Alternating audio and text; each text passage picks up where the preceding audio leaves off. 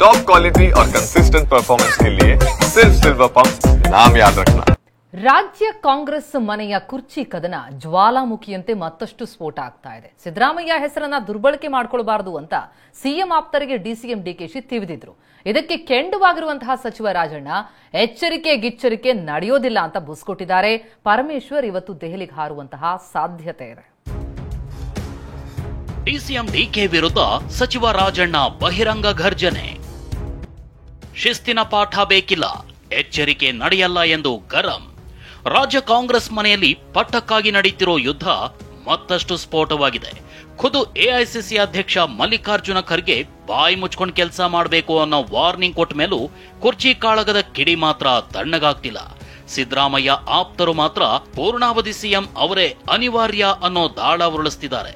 ಇದಕ್ಕೆ ಸೈಲೆಂಟ್ ಆಗಿ ಟಕ್ಕರ್ ಕೊಟ್ಟಿದ್ದ ಡಿಸಿಎಂ ಡಿಕೆ ಸಿದ್ದರಾಮಯ್ಯ ಹೆಸರನ್ನ ದುರ್ಬಳಕೆ ಮಾಡಿಕೊಳ್ಳೋ ಅವಶ್ಯಕತೆ ಇಲ್ಲ ಅಂತ ಹೇಳಿದ್ರು. ಆ ಮೂಲಕ ಸಿದ್ದು ಆಪ್ತರಿಗೆ ಟಕ್ಕರ್ ಕೊಟ್ಟಿದ್ರು.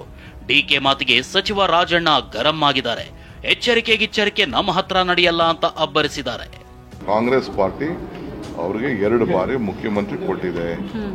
ಅವ್ರಿಗೆ ದಿನ ಬೆಳಗ್ಗೆ ಸಾಯಂಕಾಲ ಅವ್ರ ಸುದ್ದಿ ಎತ್ಕೊಂಡು ಅವ್ರ ಹೆಸರನ್ನ ದುರ್ಬಳಕೆ ಮಾಡ್ಕೊಳ್ಳೋದು ಯಾರು ಅವಶ್ಯಕತೆನೂ ಇಲ್ಲ. ಅವ್ರ ಹೆಸರನ್ನ ದುರ್ಬಳಕೆ ಮಾಡ್ಕೊಳ್ಳೋದು ಯಾರು ಅವಶ್ಯಕತೆನೂ ಇಲ್ಲ. ಅವ್ರ ಹೆಸರನ್ನ ದುರ್ಬಳಕೆ ಮಾಡ್ಕೊಳ್ಳೋದು ಯಾರು ಅವಶ್ಯಕತೆನೂ ಇಲ್ಲ. ಅವ್ರ ಹೆಸರನ್ನ ದುರ್ಬಳಕೆ ಮಾಡ್ಕೊಳ್ಳೋದು ಯಾರು ಅವಶ್ಯಕತೆನೂ ಇಲ್ಲ. ಮಾತಾಡ್ತಾರೆ ಎಸಿಸಿ ಹೇಳೋರು ಅಂತಾರೆ. ಎಸಿಸಿ ಎಲ್ಲದಕ್ಕೂ ಹೇಳಕ್ ಬರ್ತಾರ. ಡಿಕೆ ಶಿವಕುಮಾರ್ ಎಸಿಸಿ ಹೆಸರನ್ನ ಪದೇ ಪದೇ ದುರ್ಬಳಕೆ ಮಾಡ್ಕೊಂಡಿದ್ದಾರೆ ಅಂತ ಆರೋಪನ? ಹೌದು, ಆರೋಪ ಅಂತ ಅಲ್ಲ, ವಾಸ್ತವಾಂಶ. ಹೇಳಿಕೆ ಅಷ್ಟೇ. ಎಚ್ಚರಿಕೆ ಗಿಚ್ಚರಿಕೆ ಅವೆಲ್ಲ ಏನ್ ನಡೆಯಲ್ಲ. ಹೇಳಿಕೆ ಎಚ್ಚರಿಕೆ ಯಾರು ಕೇಳ್ತಾರೆ? ಅಲ್ಲ, ಅಧ್ಯಕ್ಷ ಎಚ್ಚರಿಕೆ ಕೊಟ್ರೆ ನೀವು ಅದನ್ನೇ ಅಕ್ಸೆಪ್ಟ್ ಮಾಡಲ್ಲ. ತಪ್ಪು ಮಾಡಿದ್ರೆ ಎಚ್ಚರಿಕೆ ಕೊಡ್ಬೇಕು. ಏನ್ ತಪ್ಪು ಮಾಡಿದೀವ್ರಿ? ತಪ್ಪಿದ್ರು ತಾನೇ ಎಚ್ಚರಿಕೆ.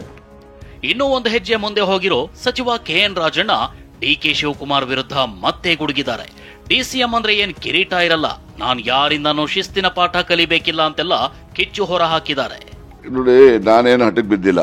ಅಂತಿಮವಾಗಿ ನಮ್ಮ ರಾಷ್ಟ್ರದ ಹೈಕಮಾಂಡ್ ಏನಿದೆ ಕಾಂಗ್ರೆಸ್ ಪಕ್ಷದವರು, ಅವರ ಏನು ನಿರ್ಣಯ ಮಾಡ್ತಾರೆ ಅದಕ್ಕೆಲ್ಲ ಬದ್ರಿದೀವಿ ನಾವು. ಏನೇನು ಡಿಸಿಎಂ ಅಂದ್ರೆ ಹೊಸದಾಗಿ ಏನ್ ಕಿರೀಟ ಇಡ್ತಾರ? ಅವ್ರಿಗೆ ಏನ್ ಕಿರೀಟ ಇರೋದಿಲ್ಲ. ಏನಂದ್ರೆ ಆ ಒಂದು ವಿವಿಧ ಸಮುದಾಯದವರಿಗೆ ಪ್ರಾತಿನಿಧ್ಯ ಕೊಟ್ಟಾಗ ಆ ಸಮುದಾಯದ ಜನರು, ಮತದಾರರು ಆ ಪಕ್ಷಕ್ಕೆ ಆಕರ್ಷಿತರಾಗ್ತಾರೆ. ಯಾರಿಂದ ನಾನು ಪಕ್ಷದ ಶಿಸ್ತಿನ ಪಾಠ ಕಲಿಬೇಕಾಗಿಲ್ಲ.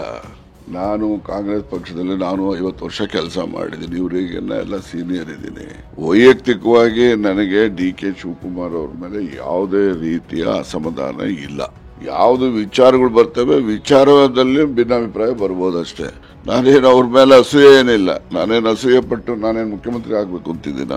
ಏನೇನು ಇಲ್ಲ. ಆದ್ರೆ ಅವರು ಕೆಲವೊಮ್ಮೆ ವಿಷಯಗಳ ಬಗ್ಗೆ ಭಿನ್ನಾಭಿಪ್ರಾಯ ಬರ್ತವೆ.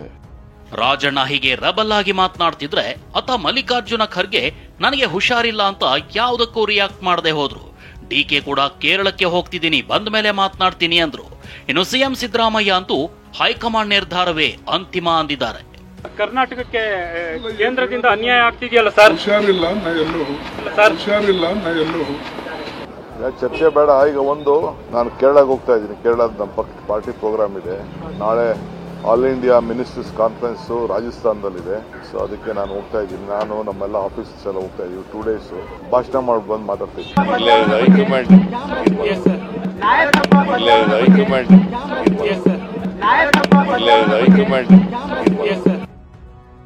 ಇಂದು ಸಚಿವ ಪರಮೇಶ್ವರ್ ದೆಹಲಿ ಪ್ರಯಾಣ ಸಾಧ್ಯತೆ. ದಲಿತ ಸಚಿವರು ಒಬ್ಬೊಬ್ಬರಾಗಿ ದೆಹಲಿ ಪರೇಡ್ ನಡೆಸಿದ್ದಾರೆ. ಸಚಿವ ಸತೀಶ್ ಜಾರಕಿಹೊಳಿ ಮತ್ತು ರಾಜಣ್ಣ ದೆಹಲಿ ಭೇಟಿ ಬಳಿಕ ಇದೀಗ ಸಚಿವ ಪರಮೇಶ್ವರ್ ದೆಹಲಿಗೆ ಹಾರೋ ಸಾಧ್ಯತೆ ಇದೆ. ಹೀಗಾಗಿ ಕೈಮನೆಯೊಳಗಿನ ರಾಜಕೀಯ ಕುತೂಹಲ ಮೂಡಿಸಿದೆ. ಹೀಗೆ ಸಿದ್ದರಾಮಯ್ಯ ಬಜೆಟ್ ಮಂಡನೆಗೆ ಸಜ್ಜಾಗಿದ್ರೆ ಅತ ಡಿಕೆ ವಿರುದ್ಧ ಸಚಿವ ರಾಜಣ್ಣ ಬಹಿರಂಗವಾಗಿ ತೊಡೆ ತಟ್ಟಿದ್ದಾರೆ. ಕಾಂಗ್ರೆಸ್ ಕೋಟೆಯಲ್ಲಿದ್ದಿರೋ ಪಟ್ಟದ ಫೈಟ್ ಇನ್ಯಾವ ಹಂತಕ್ಕೆ ಹೋಗುತ್ತೋ? Bureau report, TV9.